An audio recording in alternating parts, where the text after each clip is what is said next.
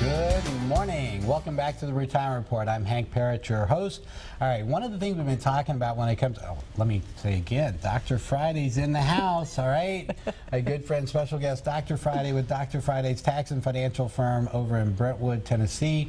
She is a tax expert for individuals and small business owners. She's been helping me with my taxes as well as many of my clients over the years.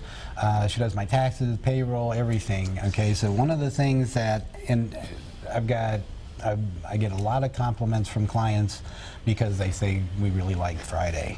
Okay, it's a personality thing. There you go. I guess you're judged by who you hang with or something. One of the things, Social Security, this is one of those areas that's created a lot of confusion. All right, when do you file?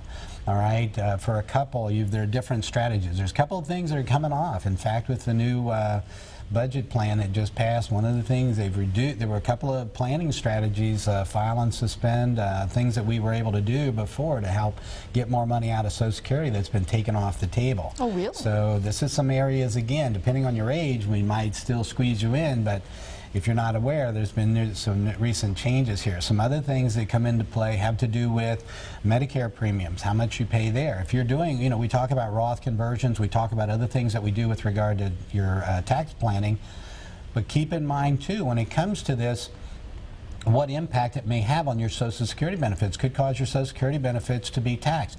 Could cause your premiums on your Medicare to go up.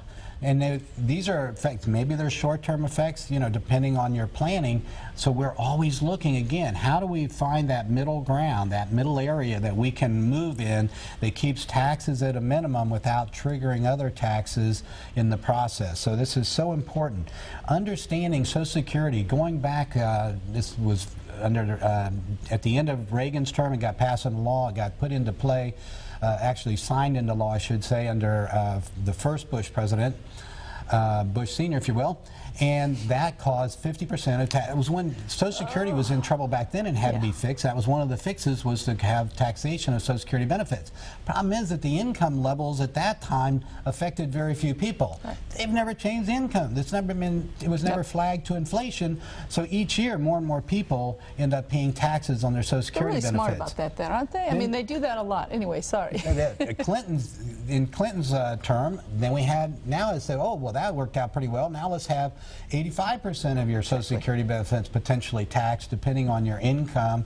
And when they count income, they count things like what? Required minimum distributions. Right. So one of the things when we talk about Roth conversions, if you're not that familiar with them, or your planners or advisors aren't, this is another area that can really save you potentially long-term on your taxes, because not only, if it's money in particular you're not going to use, it can benefit future generations. It's tax-free dollars later, paying less tax now, but it also may avoid having to pay taxes on Social Security benefits later. So again, it's worth doing an analysis and seeing if it's something that can benefit you. These are the kind of tips we try to bring you each and every week here on the Retirement Report. It's the kind of things you get when you come into the office to see us as well. So I hope it's been great for you. I hope we're going to help you minimize your taxes. And again, join us here each and every week on the Retirement Report.